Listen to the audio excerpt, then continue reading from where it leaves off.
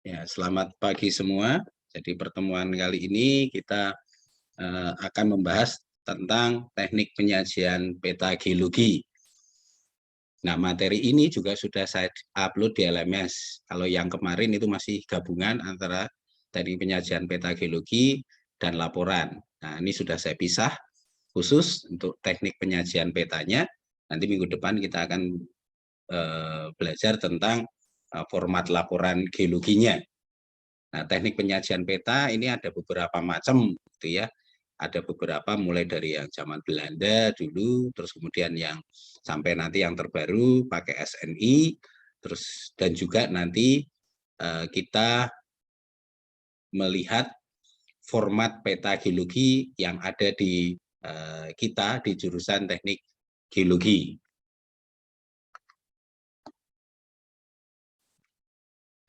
Nah, peta geologi itu ya, itu digambarkan dengan simbol-simbol litologi dalam bentuk gambar, ya. Nah, peta geologi ini harus informatif. Informatif artinya pengguna itu ketika melihat peta itu langsung bisa tahu, tidak bertanya-tanya kembali. Itu yang namanya informatif, memberikan informasi yang jelas kepada pengguna. Karena pengguna peta geologi yang kita buat nanti belum tentu basicnya geologi semua. Mungkin bukan dari geologi. Nah, ketika bukan dari geologi, peta yang kita buat harus informatif, memberikan informasi yang jelas. Nah, biasanya peta geologi itu digambarkan dalam peta dasar, dalam bentuk peta topografi. Kalau peta topografi itu peta yang menggambarkan roman muka bumi berdasarkan kontur, terus kemudian juga hasil budidaya manusia atau culture. Dan ketinggian dalam peta topografi dan ketinggian yang digambarkan dalam garis kontur atau peta kontur. Kalau peta kontur itu hanya peta kontur saja, ya, hanya kontur saja. Tetapi di peta geologi itu juga memuat hasil budidaya manusia, ada jalan, ada kereta, jalan rel kereta api. Nah, makanya disebut sebagai peta topografi. Nah, tetapi juga peta geologi itu digambarkan dalam penggambaran yang agak berbeda. Mungkin nanti dalam peta situasi, gitu ya. Kalau geologi kan peta tematik, gitu ya, peta tematik. Tapi ada juga yang digambarkan dalam peta situasi. Nah, nanti kita lihat bagaimana penggambaran peta situasi, peta geologi yang berdasarkan peta situasi. Nah, dulu ya, zaman tahun 1938 awal-awal gitu. Ini digambarkan dalam peta situasi, jadi bukan peta topografi. Terus kemudian digambarkan dalam bentuk simbol, simbolnya itu dalam bentuk warna. Tetapi di peta tersebut dibuat sayatannya juga, disertakan sayatannya, tetapi tidak memakai endline dan baseline, hanya profil line dan simbol-simbol geologi. Terus kemudian profil lainnya itu dalam bentuk mendatar atau hampir datar. Nah, teknik ini tidak perlu ditiru karena kurang informatif. Karena kita tidak tahu ketinggiannya berapa, karena endline-nya garis pinggir kanan kiri tidak ada. Terus kemudian profil lainnya juga tidak mencerminkan ketinggian yang ada di muka bumi. Nah, ini artinya kurang informatif. Jadi tidak perlu ditiru atau sudah ditinggalkan yang peta tahun 1938. Terus kemudian berkembang di tahun 1947. Nah, ini juga lebih nganu lagi, juga tidak perlu ditiru karena digambarkan dalam peta situasi buta. Jadi tidak dicantumkan nama sungai, nama kota, bahkan nama laut yang ada di sekitarnya tidak disebutkan. Meskipun penyebaran batuannya itu ditampilkan dengan simbol-simbol litologi yang dalam bentuk gambar, tapi digambarkan pada selembar kertas putih dengan tulisan hitam. Jadi tidak warna. Warna misalnya simbol batu lempung hijau, simbol batu pasir kuning itu tidak ditulis seperti itu. Dan sayatan geologinya juga tidak tampilkan. Nah, ini pun juga tidak perlu ditiru, tetapi ini sebagai informasi bahwa teknik penyajian peta itu macam-macam, mulai dari awal sampai nanti kita yang akan pakai di jurusan teknik geologi. Ini contoh dari peta yang tadi 1938 ya, 1938 ini di Surabaya, ini hanya peta situasi, terus kemudian digambarkan simbol gini dalam bentuk hitam putih. Terus kalian perhatikan profil lainnya yang atas ini, itu dalam keadaan mendatar. Kita nggak tahu ini ketinggiannya berapa, hanya ketinggian 0. N-line, garis yang di pinggir, ini kan kalau dari awal kita belajar, ya, pinggirnya ini kan N-line. Pinggir ini N-line. Dan garis bawahnya itu baseline. Nah, N-line ini, dan ini tuh tidak digambarkan di peta situasi ini. Artinya apa ya? Kita nggak tahu seberapa dalam ini di bawah permukaan, seberapa tinggi di atas permukaan. Dia hanya menggambarkan seperti ini. Nah, ini nggak perlu ditiru. Kemudian yang ini yang tahun 1947 ini juga peta situasi, ini contoh di Nederland gitu ya. Nah, digambarkan dalam bentuk simbol begini, garis-garis begini. Nah, penggambarannya dalam bentuk hitam putih, tetapi memang di sini diberi simbol, Tapi ini juga peta situasi buta, tidak ada nama sungainya, hanya ada nama sungai, nama daerah itu tidak ada. Jadi kita nggak tahu ini posisinya ada di mana. Nah, penyebaran informasi digambar dalam bentuk simbol litologi kalau di peta geologi ya. Terus digambarkan di dalam peta situasi atau kadang peta topografi. Terus masih ditambahkan juga ada simbol jurus, kemiringan, kemudian antiklin, mata air, tempat penambangan bahan galian, batas formasi, nama tempat, nama sungai, dan informasi lain yang dianggap perlu. Nah, ini digambarkan, yang ini tadi, itu digambarkan dalam bentuk hitam putih. Ya, dasar di lembar kertas putih, tapi tulisannya hitam. Nah, kalau dilihat, yaitu kalau kalian lihat ini, kesannya itu kan semrawut, ini nggak jelas gitu ya, kesannya ini semrawut.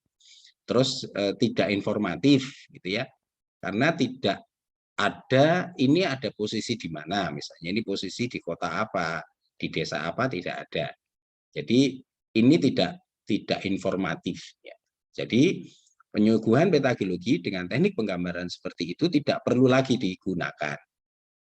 Karena peta tersebut kehilangan media informasinya, karena tadi di awal peta geologi itu salah satunya harus informatif, menjelaskan semua apa yang ada di peta tersebut itu, sehingga nanti penggunanya begitu melihat, oh kalau simbol warna seperti ini batuannya ini, oh kalau simbol seperti ini ada struktur sesar, oh kalau simbol ini ada antiklin, oh di tempat ini ada penambangan, oh di tempat sini ada mata air, oh di tempat ini ada oil seep gitu ya. Itu harus ada semua. Nah, itu makanya perlu peta geologi itu disajikan dalam bentuk informatif, karena yang saya sampaikan tadi, penggunanya itu bukan orang geologi. Mengapa kok penggunanya bukan orang geologi? Karena ketika nanti kalian skripsi, kalau sudah jadi, sudah sidang pendadaran, ujian pendadaran, dan dinyatakan lulus, satu bendel laporan geologi plus peta-petanya akan dikirim ke daerah tempat kalian pemetaan. Nah, ketika itu dikirim ke daerah tempat pemetaan kalian, itu kan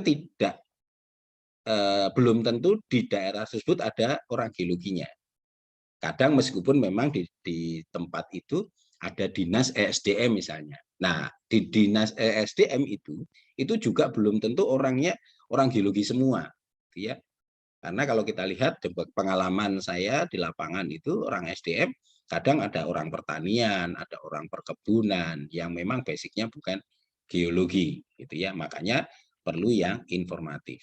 Ya, apalagi seperti ini, gitu ya. Jadi nggak begitu kelihatan. Memang ini peta situasi, gitu. Tapi berdasarkan simbol-simbol begini kita kurang informatif, ya, kurang informatif. Dan ini juga tidak ditambahkan sayatan atau penampang geologinya, itu ya, hanya penyebaran di permukaan. Nah, peta geologi itu merupakan peta tematik, ya, peta tematiknya berkaitan dengan litologi, variasi batuan, terus kemudian struktur geologi, potensi yang ada di daerah tersebut. Makanya disebut sebagai peta tematik. Nah, kadang peta tematik itu diturunkan lagi menjadi peta subtematik, jadi lebih sempit. Jadi tidak hanya menggambarkan peta geologi, nanti subtematiknya apa? Misalnya hanya peta potensi sumber daya mineral, misalnya. Itu adalah peta subtematik. Nah, kita lihat peta-peta subtematik berikutnya. Nah, seperti ini hanya menggambarkan peta cekungan tersier, ya, tinggian, struktural, ini ya, tanpa melibatkan peta geologi, ya, tanpa melibatkan peta geologi. Nah, artinya ini lebih sempit lagi, lebih sempit. Nah, biasanya juga digambarkan dalam batas-batas poligon, gitu ya. Nah, ini juga simbol-simbol ini harusnya kan diberi keterangan, gitu ya. Ini simbol seperti ini apa? Nah, tetapi kalau kita belajar geologi, kalau simbol seperti ini, oh, ada depresi, karena sisir yang mengarah ke dalam semua. Itu berarti yang di sini adalah rendahan. Terus di sini juga ini ada depresi. Nah, di antara depresi ini dan depresi ini atau rendahan ini dengan rendahan ini, pasti di sini ada tinggian. Kemudian ini ada batuan dasarnya. Ini batuan dasarnya. Nah, ini peta subtematik, artinya hanya peta cekungan. Jadi yang digambarkan adalah cekungan. Ya, ini peta subtematik. Kemudian ini juga peta subtematik, tektonostratigrafi, urut-urutan terbentuknya stratigrafi berdasarkan tektonik, gitu ya. Di sini tergambarkan hanya cekungan-cekungan yang ada di daerah Putu Sibau.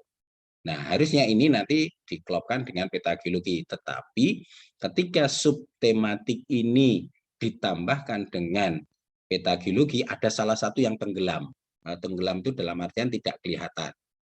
Ya, tidak kelihatan mana yang akan menonjol nanti. Jadi makanya kadang dibuat tersendiri untuk petanya menjadi peta subtematik. Ini juga subtematik untuk kawasan struktur, gitu ya. Nanti memang kalian jumpai kalau kalian bekerja di baik mineral maupun minyak, terutama minyak, nanti ada peta sendiri, ya, peta struktur, kawasan struktur saja. Itu yang kita sebut sebagai peta tematik. Nah, peta-peta subtematik ini ada beberapa, misalnya ada struktur, ada tektonostratigrafi tadi, ada petroleum system. Nah, itu nanti kadang di-overlay dengan peta geologi. Jadi kita bisa melihat secara utuh gambarannya, oh, kalau cekungan begini, ini petroleum sistemnya seperti ini, gitu ya. Nah, ini peta subtematiknya. Nah, secara umum peta geologi ini bagian masuk dalam peta tematik, gitu ya. Terus kemudian ada peta subtematik, gitu ya. Nah, biasanya kalau digambarkan dalam simbol gambar, kadang ada memiliki kelemahan dan kelebihannya. Kalau kelemahannya, ini semua simbol dalam bentuk gambar yang dilukiskan pada peta dasar dapat saling menenggelamkan tadi, ya. Jadi kalau misalnya peta geologi pun itu kadang ada yang tenggelam nanti. Kalau kita misalnya kita warnai, warnanya merah, kadang konturnya tidak kelihatan. Atau kita beri warna merah, gitu, simbol strike dip-nya itu juga ada yang tidak kelihatan. Kemudian peta geologi kelihatannya sepertinya ruwet, gitu, tidak mudah dibaca. Ya, tidak mudah dibaca. Kemudian simbol lain seperti strike dip, lapisan, patahan ini bila dicantumkan, ini juga akan mengalami kesulitan tadi. Nah, keruwetan inilah kadang muncul. Bila pemakainya kesulitan membaca peta geologi tadi, akan kesulitan juga menarik kesimpulannya atau interpretasinya. Terus kemudian kalau strike dip-nya banyak itu digambarkan, itu kadang juga bisa saling tumpang tindih karena mungkin berdekatan, yang kalian plot saling berdekatan sehingga kelihatannya strike dip atau simbol litologi ini ruwet gitu ya, karena masing-masing bisa tertindih satu dengan yang lainnya. Nah, kelebihannya ini kalau peta geologi, apabila di atas dicetak dalam jumlah banyak, tentu tidak memerlukan biaya yang cukup mahal. Nah, cetaknya hanya bermain dengan warna tintanya, gitu ya. Kemudian peta geologi itu diterbitkan dan dicetak untuk keperluan khusus masih dibenarkan. Jadi kalau misalnya ada perlu-perlu khusus, misalnya kita mau eksplorasi mineral, kita cetak kembali atau diterbitkan kembali, itu diperbolehkan. Nah, biasanya sebenarnya itu peta geologi, baik peta geologi regional, itu kisarannya sekitar 5 sampai 10 tahun itu harus direvisi, diperbarui.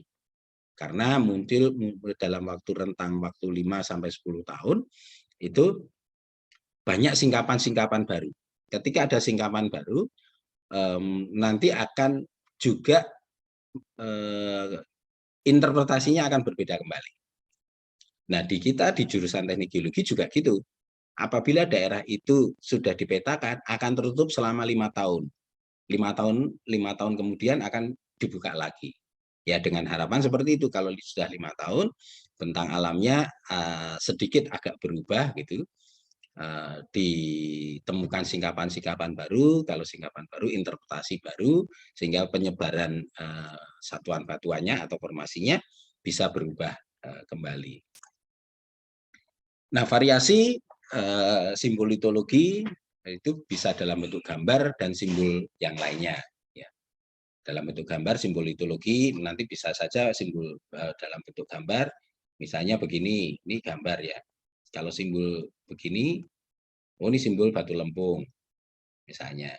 Kalau begini, titik-titik, oh ini batu pasir. Kemudian kalau simbolnya begini, oh ini batu gamping. Nah, simbol itu. Nah, tapi bisa saja dengan simbol yang lain dalam hal ini bentuk warna, ya dalam hal ini bentuk warna. Misalnya begini, ini terus kita beri warna hijau. Ini simbol warna. Nah, ini biasanya simbolnya warna begini adalah batu lempung. Atau gini, terus kemudian kita beri simbol kuning, simbol warna kuning. Nah, dalam hal ini biasanya simbol batu pasir. Atau mungkin begini, terus kemudian kita beri warna biru. Ya. Nah, kalau seperti ini adalah simbol batu gamping. Ya. Nah, bisa saja simbol gambar ini nanti bisa saja misalnya gambar begini, oh ini strike dip. Terus kemudian oh ini strike dip tapi lapisannya tegak. Terus kemudian kalau begini, oh ini strike dip tapi lapisannya mendatar. Kalau begini, oh ini anti clean. Kalau begini, oh ini syncline. Nah, simbol-simbol ini simbol-simbol gambar, gambar bisa begini, ini simbol struktur geologi, ini simbol litologi, terus kemudian juga dalam bentuk simbol warna. Tetapi kita harus memakai simbol-simbol ini yang baku, jangan bikin sendiri, jangan membuat sendiri simbol-simbolnya. Harus sesuai dengan yang baku. Misalnya nanti ada simbol, oh begini, ini mata air. Misalnya begini, terus ada panah, oh ini longsor. Ya. Jadi simbol-simbol itu sudah baku. Artinya ketika kalian memakai simbol-simbol ini, terus petanya kalian bawa ke luar negeri, orang bule sana membaca itu sudah tahu. Karena simbol-simbol ini sudah seragam baik di Indonesia maupun di luar negeri sana. Nah, ini contoh simbol-simbol. Nah, simbol-simbol ini juga bisa kalian lihat di buku lapangan yang warna merah di belakang itu ada simbol-simbol litologinya. Nah, itu yang dipakai, artinya simbol ini sudah baku. Jadi jangan membuat simbol yang lain. Kemudian contoh ini juga simbol-simbol, jadi ya ini simbol litologi, ini ada simbol struktur sedimen, gitu ya, struktur sedimen yang ada di batuan tersebut. Terus kemudian ini ada kontak, ya kontaknya ada, kalau garisnya ini tegas ini kontaknya tajam, kalau putus-putus ini gradasi, kalau kontaknya ini erosional. Ya, jangan bikin simbol tersendiri. Nah, simbol-simbol inilah yang nanti harus kalian pakai ketika pemetaan. Nah, biasanya kalau yang di peta LP itu masih simbolnya begini. Ada strike dip, nanti simbol batuannya, terus diberi warna. Tetapi kalau sudah peta geologi, nanti biasanya satuannya atau satuan batuan atau formasinya itu sudah memakai simbol warna. Ya, simbol warna. Nah, ini simbol-simbol struktur sedimen yang kalian jumpai misalnya di lapangan, waktu pemetaan ketemu struktur sedimen, ini juga harus ditulis gitu ya, ditulis semua. Fosil ini juga harus disampaikan. Misalnya kalian ketemu brachiopoda di lapangan, di LP tertentu ketemu brachiopoda, nah, diberi simbol seperti ini. Nah, ini simbol-simbol yang melukiskan sesuatu yang pada peta geologi yang bersifat non-litologi. Nah, kadang ada simbol mineral, gitu ya, penyebaran mineral, terus kemudian ada struktur-struktur geologi. Ya. Nah, ini contoh simbol dari perlapisan. Ini ya. Nah, tadi yang saya sampaikan ini strike dip, ini lapisan terbalik, gitu ya. Membalik gitu yang harusnya miringnya begini tapi ternyata begini. Nah, untuk mengetahui yang overtune ini ya, ini harus tahu juga top dan bottom dari lapisan tersebut. Nah, ketika harusnya top itu kan posisinya di atas begini ya. Tetapi ketika kalian di lapangan posisi topnya begini, yang ini harusnya top itu di atas tapi ini di bawah. Nah, ini simbolnya yang begini, overtune. Terus yang ini simbol yang tadi lapisan tegak, ini lapisan mendatar. Kemudian ini simbol-simbol foliasi, gitu ya. Kemudian ada vertikal foliasi, kemudian strike dip kekar, terus yang ini lipatan. Nah, lipatan ini juga yang terbalik, gitu ya. Ini lipatan. Nah, perhatikan di sini ada lipatan, ini ada panahnya. Jadi lipatan nanti itu ada yang nanti akan gambarnya hanya begini. Misalnya ini anti-clean. Tapi ada yang gambar anti-clean-nya itu nanti begini. Ada gambar anti-clean yang nanti akan kalian ketemukan tuh begini. Ini anti-clean biasa. Ini yang kita sebut sebagai anti-clean. Kalau ini anti-clean menunjam.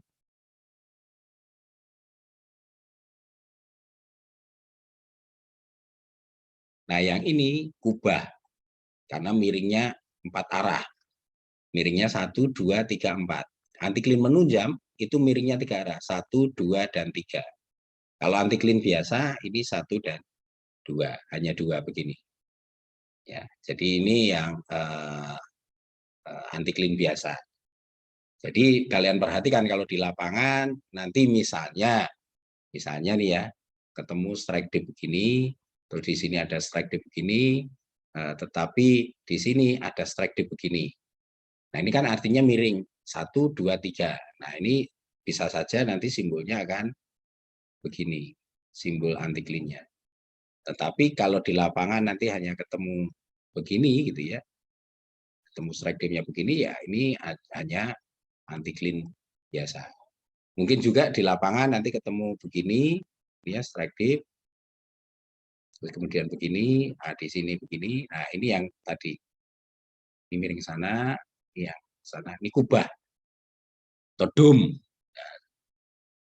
seperti mangkok yang dibalik gitu kan, mangkok yang dibalik itu kan miringnya ke sana, sana, ke sana, sana, itu miring 4 arah.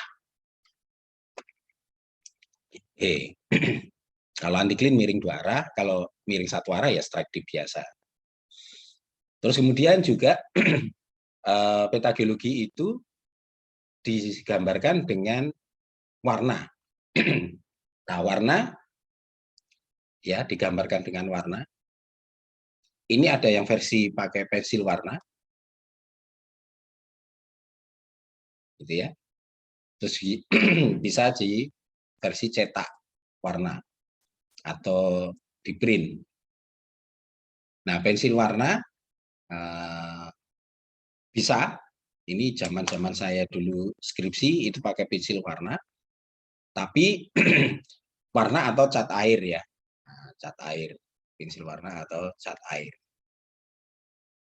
Ya.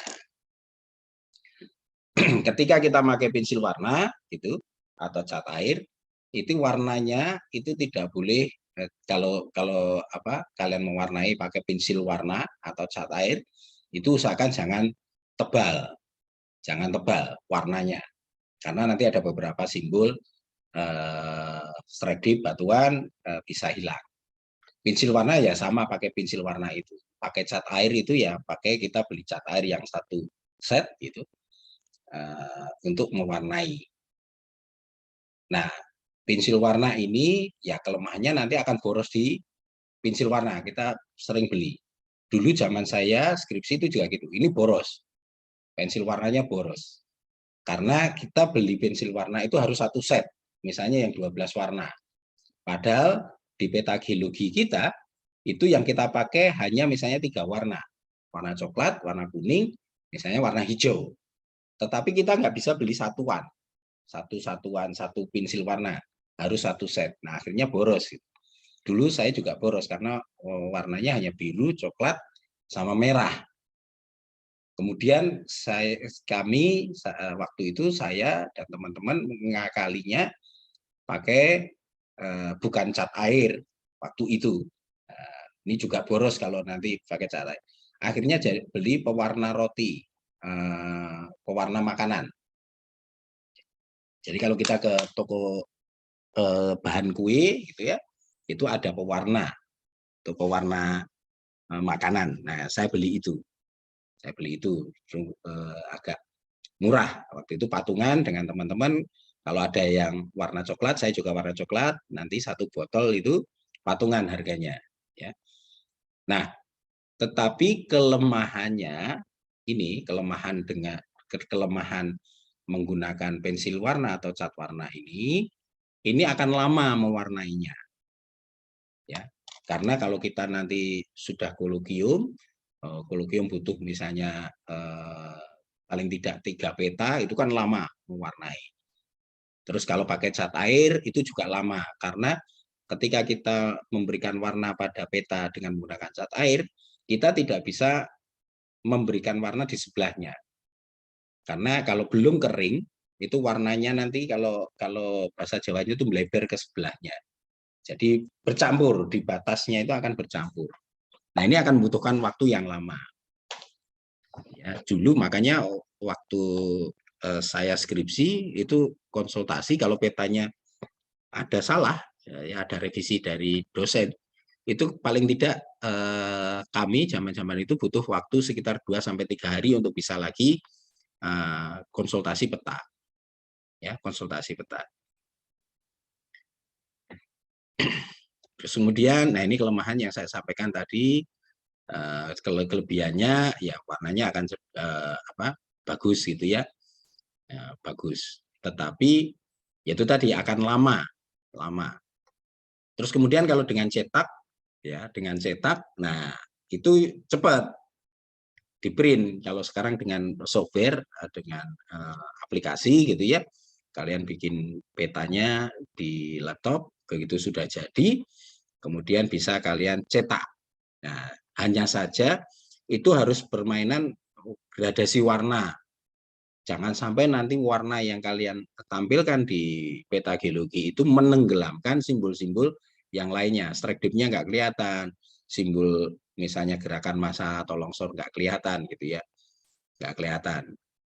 Nah, tetapi ini lebih cepat. Artinya kalau lebih cepat begini, kalau kalian konsultasi peta dengan menggunakan print gitu ya atau dicetak, hari ini revisi oleh dosen pembimbing, kalian perbaiki, bisa kalian print, besoknya bisa kalian bimbingan lagi. Berbeda dengan yang tadi, yang pakai manual dengan pensil warna atau dengan menggunakan cat air tadi. Itu harus butuh waktu 2-3 hari untuk bisa konsultasi kembali. Nah,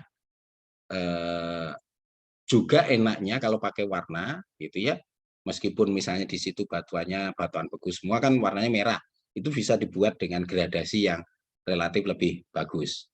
Nah, kalau dipakai pensil warna, itu kan kadang kalau kita beli yang pensil warna cuma 12, itu kan merahnya hanya 1 gitu. Nah, itu pinter-pinternya kita juga mewarnai tebal tipisnya. Jadi jangan sampai warnanya sama nanti. Padahal warnanya harusnya berbeda karena batuannya berbeda. Nah, kelemahannya ini kalau nyetak ya mahal gitu ya. Yang kertas A0 dengan warna tertentu itu kan kadang mahal. Terus peta geologi dengan skala kecil dan menengah kadang itu penarikannya tidak lagi memperhatikan hukum V. Nah, artinya kalau tidak mempertimbangkan hukum V, ini terjadi penyimpangan.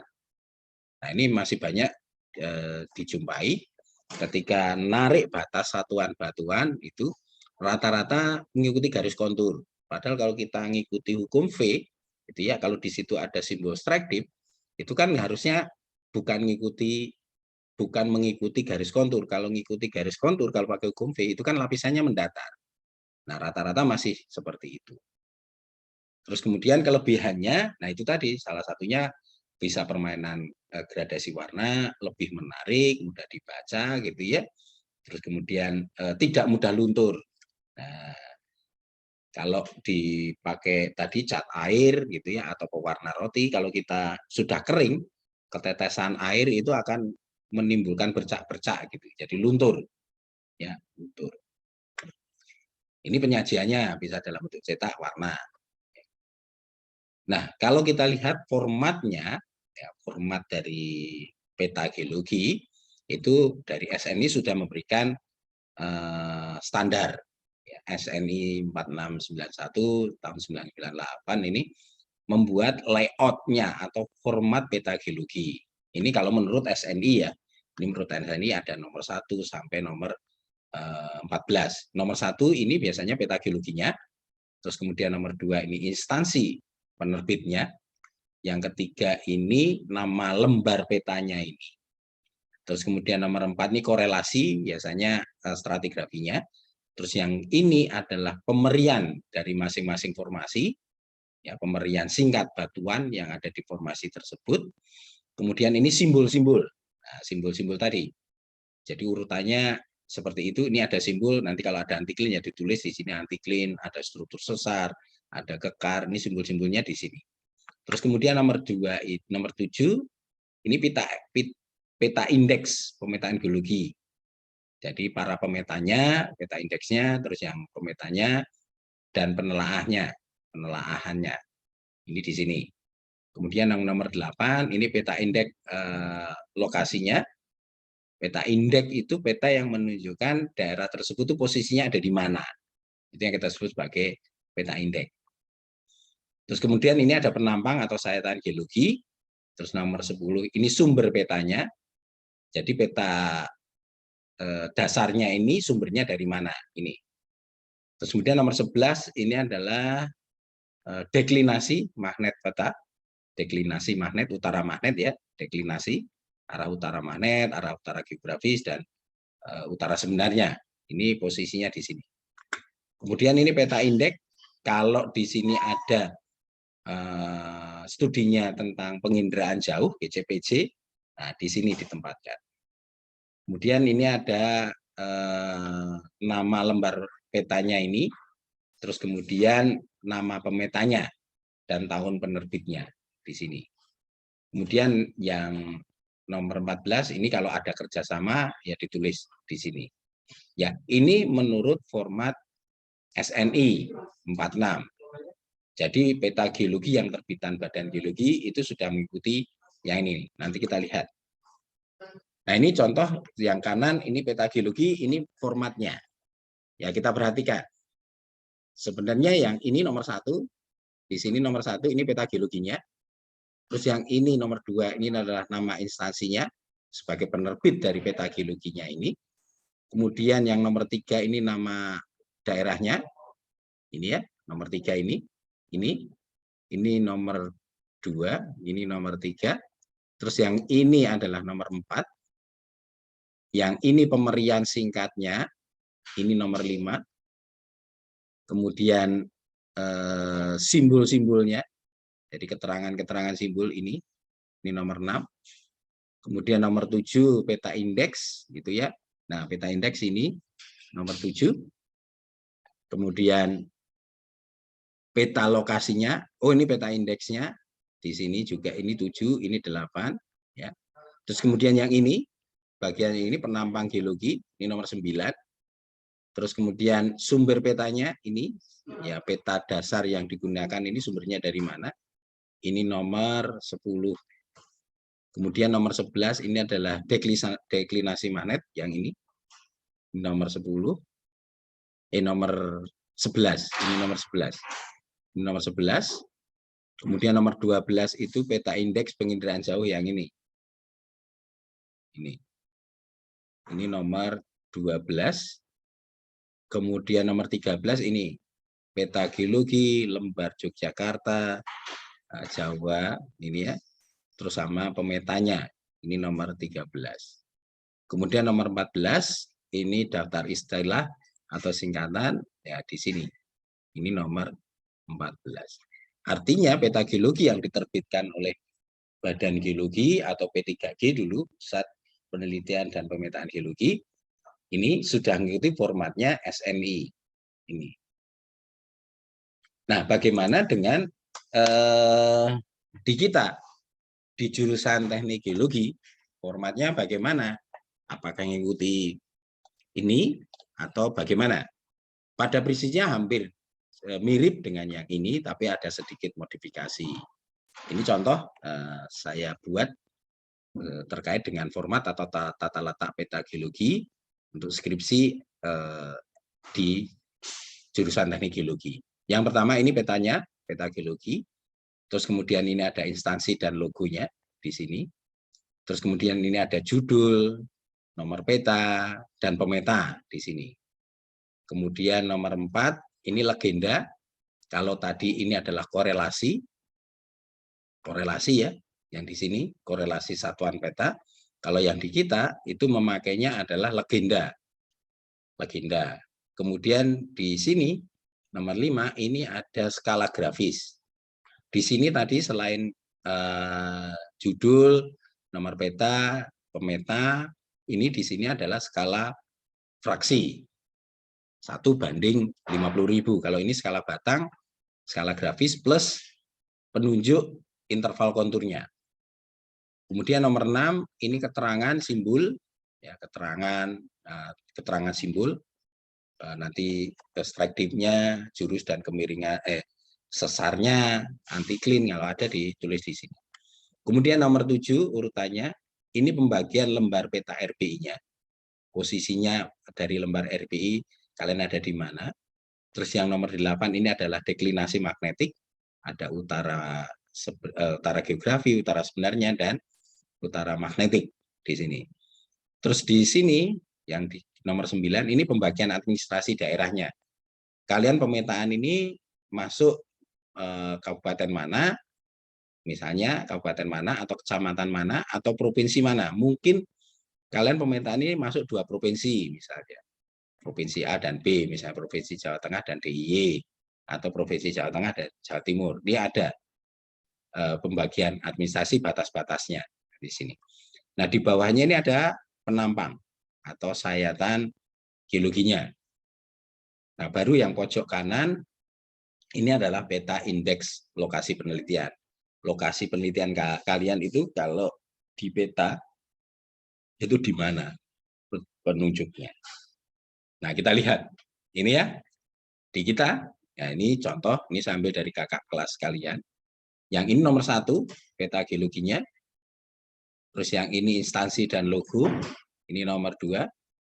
Terus ini judul peta, terus nomor lembar peta, terus arah utara peta, skala, dan pemeta, ini nomor 3. Kemudian yang ini adalah legenda, nomor 4. Kemudian yang ini simbol, nomor 5. Nomor 6, ini nomor 6. Yang ini skala grafis ya, dan interval kontur, ini nomor 5. Kemudian ini penunjuk peta RBI-nya, pembagian lembar PT RBI, ini nomor 7. Utara atau deklinasi magnetik, ini nomor 8. Nah, ini pembagian administrasi daerah, ini nomor 9. Kemudian penampang, ini ya, 2 penampang, ini nomor 10. Nomor 10.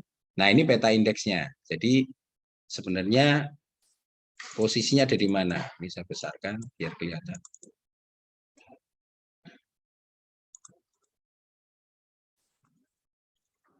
Nah, peta indeksnya. Nah, ini, sorry. Ya, ini kalau kita lihat, mudah-mudahan tidak pecah. Ya, ini.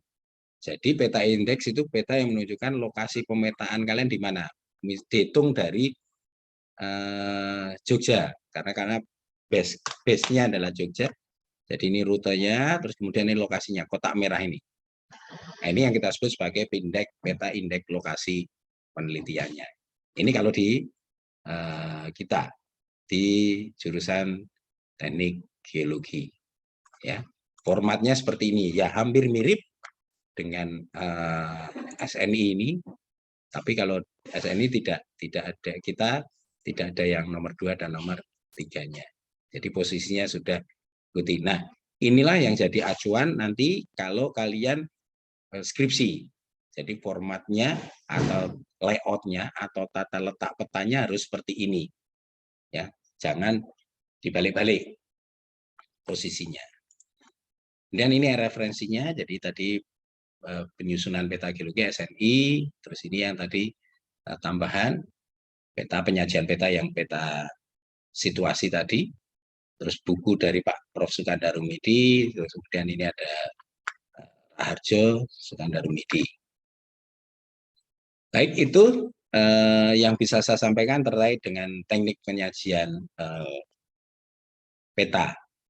Silahkan kalau ada yang mau ditanyakan.